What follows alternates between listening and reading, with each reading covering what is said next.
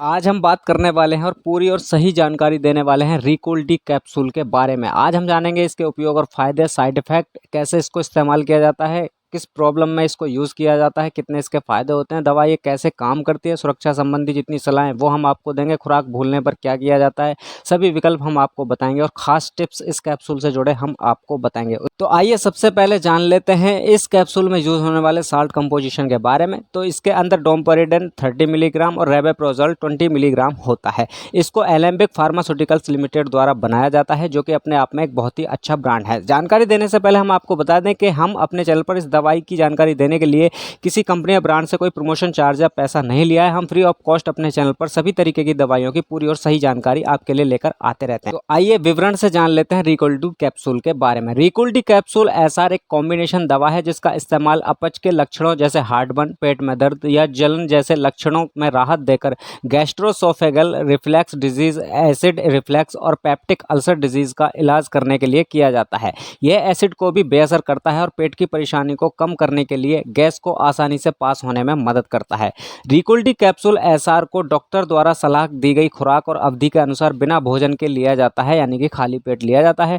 Dose आपकी condition और दवा के प्रति आपके रिस्पॉन्स पर निर्भर करेगी। डॉक्टर द्वारा निर्धारित अवधि तक इस दवा का सेवन जारी रखा जाएगा। अगर आप इलाज को जल्दी रोकते हैं तो आपके लक्षण वापस आ सकते हैं। तो जब तक डॉक्टर बताएं तब तक आपको ये लेना है। आपकी स्थिति और भी खराब हो सकती है अगर आप इसको अपने मन से रोक देते हैं।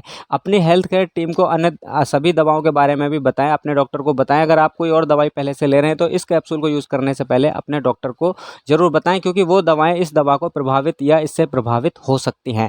सबसे सामान्य साइड इफेक्ट डायरिया, दस्त यानी कि पेट में दर्द, मुंह में सूखापन, सिर दर्द, पेट फूलना, गैस बनना और कमजोरी हो सकते हैं। इनमें से अधिकांश अस्थायी होते हैं, मतलब कि नहीं देखने को मिलते हैं। बहुत कम इसके साइड इफेक्ट देखने को मिलते हैं और आमतौर पर समय के साथ खुद ही ठीक हो जाते हैं। अगर आप इनमें से किसी भी साइड इफेक्ट को लेकर चिंतित हैं या आपका साइड इफेक्ट इतना ज़्यादा बढ़ रहा है कि आपको प्रॉब्लम हो रही है, तो अपने डॉक्टर से बात करें। इस दवा से आपको चक्कर या नींद भी आ सकती है, इसलिए जब तक आप यह ना जान लें कि दवा आपको किस तरीके से प्रभावित करती है, तब तक ड्राइव ना करें या ऐसा कोई भी काम ना करें जिसमें मानसिक फोकस की आवश्यकता होती है। यह दवा लेने के दौरान शराब पीने से बचें, क्योंकि इससे आपको अधिक नींद आ सकती है। लाइफस्टाइल में परिवर्तन जैसे ठंडा दूध लेना और गर्म चाय, कॉफ़ी, मसालेदार भोजन या चॉकलेट से बेहतर परिणाम पाने में मदद मिल सकती है।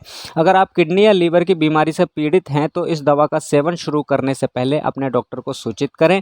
अगर आप गर्भवती हैं, गर्भधारण की योजना बना रही हैं या स्तनपान करवा रही हैं तो भी आपको अपने डॉक्टर को बताना चाहिए। आइए रिकूल डी की जानकारी लेते हैं विवरण के साथ। इसके फायदे हम आपको बता देते हैं। तो गैस्ट्रोओसोफेगल रिफ्लक्स डिजीज जीआरडी एक क्रोनिक दीर्घकालिक समस्या है जिसमें पेट में अधिक एसिड बनता है। रिकूल डी कैप्सूल एसआर आपके पेट में बनने वाले एसिड की मात्रा को कम करता है और छाती में जलन और एसिड रिफ्लक्स से संबंधित दर्द से राहत दिलाता है। इसके प्रभावी होने के लिए आपको ठीक वैसे ही इसको लेना होगा जैसे आपके डॉक्टर ने आपको बताया है। लाइफस्टाइल में कुछ आसान बदलाव यानी जीआरडी के लक्षणों को कम करने में मदद कर सकते हैं। उन भोजनों के बारे में सोचें जिनसे हार्ट बर्न होता है और उन भोजनों को या उन चीज़ों को खाना बंद कर दें, उनसे बचने की कोशिश करें। थोड़ी थोड़ी देर में कम कम मात्रा में भोजन खाएं। अगर आप ओवरवेट हैं तो वजन घटाने की कोशिश करें और आराम के तरीके खोजने की कोशिश करें। बिस्तर पर जाने के 3-4 घंटे के भीतर में भोजन ना करें। मतलब आपको बिस्तर पर जाना है तो उस बिस्तर पर जाने से 3-4 घंटे पहले ही आप भोजन कर लें, उसके बाद ही आप सोने की तैयारी करें। रिकूल डी कैप्सूल से होने वाले अधिकांश साइड इफेक्ट में डॉक्टर की सलाह लेने की जरूरत नहीं पड़ती है और नियमित रूप से दवा का सेवन करने से साइड इफेक्ट अपने आप समाप्त हो जाते हैं। अगर साइड इफेक्ट बने रहते हैं या लक्षण बिगड़ने लगते हैं तो अपने डॉक्टर से सलाह ले सकते हैं। साइड इफेक्ट कौन कौन से हो सकते हैं इस कैप्सूल को लेने के बाद, वो हम आपको बता देते हैं। तो इसको लेने के बाद आपको बहुत ज़्यादा दस्त हो जाते हैं या आपको बहुत ज़्यादा पेट में दर्द होने लगता है या बहुत ज़्यादा मुंह में सूखापन होने लगता है या बहुत तेज़ सर में दर्द होने लगता है या बहुत तेज़ चक्कर आने लगते हैं या बहुत ज़्यादा पेट फूलने लग जाता है, गैस बनने लग जाता है, मतलब कि इसका साइड इफेक्ट होने लगता है फ़ायदे की जगह, या आपको बहुत ज़्यादा कमज़ोरी महसूस होती है या फ्लू जैसे लक्षण महसूस होते हैं बहुत ज़्यादा, तो ऐसी प्रॉब्लम होने पर इसको लेना बंद कर दें और आपको जिस डॉक्टर ने ये कैप्सूल दवाई दी है उनसे तुरंत अपने प्रॉब्लम बताएं। तो हो सकता है वो आपको ये कैप्सूल नहीं नहीं देंगे और वो भी समझ जाएंगे कि ये कैप्सूल जो है आपको सूट नहीं कर रहे हैं। अब जान लेते हैं कि इसको इस्तेमाल किया कैसे किया जाता है। तो इस दवा की खुराक और अनुपान की अवधि के लिए अपने डॉक्टर से सलाह लें। डॉक्टर जैसे बताएंगे वैसे ही इसको लिया जाता है। इसे साबुत निगलने दबा चबाना नहीं है, इसको कुचलना नहीं है, तोड़ना नहीं है, पूरा साबुत खाली पेट पानी के साथ इसको ले लेना होता है। अब ये किस प्रकार से काम करता है वो भी हम आपको बता देते हैं। तो रिकुल्डी कैप्सूल 2 दवाओं का एक मिश्रण है, डोम्पेरेडोन और रेबेप्राजोल। डोम्पेरेडोन एक प्रोकाइनेटिक है जो पेट और आंतों की गतिविधियों को बढ़ाने के लिए पाचन तंत्र के ऊपरी हिस्से पर काम करता है, जिससे भोजन बहुत आसानी से पेट से आगे की प्रक्रिया के लिए चला जाता है। रेबेप्राजोल एक प्रोटीन पंप इनहिबिटर है जो पीपीआई है ना, तो जो पेट में एसिड की मात्रा को कम करता है और एसिड से संबंधित अपच और हार्टबर्न से राहत मिल जाती है। अब बात कर लेते हैं कि सुरक्षा संबंधी सलाह क्या क्या हो सकती हैं। तो अल्कोहल के बारे में बात करें तो रिकुल्डी कैप्सूल एसआर के साथ शराब का सेवन करते समय सावधानी बरतने की सलाह दी जाती है। कृपया अपने डॉक्टर से सलाह लें। गर्भावस्था की बात करें तो गर्भावस्था के दौरान रिकुल्डी कैप्सूल एसआर का इस्तेमाल करना असुरक्षित हो सकता है। हालांकि इंसानों से जुड़े शोध सीमित हैं, लेकिन जानवरों पर किए शोधों से पता चलता है कि यह विकसित हो रहे शिशु पर हानिकारक प्रभाव डालता है। आपके डॉक्टर पहले इससे होने वाले लाभ और संभावित जोखिमों की तुलना करेंगे और उसके बाद ही इसे लेने की सलाह देंगे। कृपया अपने डॉक्टर से सलाह ले लें। स्तनपान कराने वाली महिलाओं की बात करें तो रिकुल्डी कैप्सूल एसआर स्तनपान के दौरान इस्तेमाल के लिए संभवतः असुरक्षित है। मार्मों पर किए गए अध्ययनों से पता चलता है कि यह दवा मां के दूध में मिश्रित हो सकती है और बच्चे को नुकसान पहुंचा सकती है। बात करें ड्राइविंग के समय की तो रिकुल्डी कैप्सूल एसआर के इस्तेमाल से सजगता में कमी आ सकती है।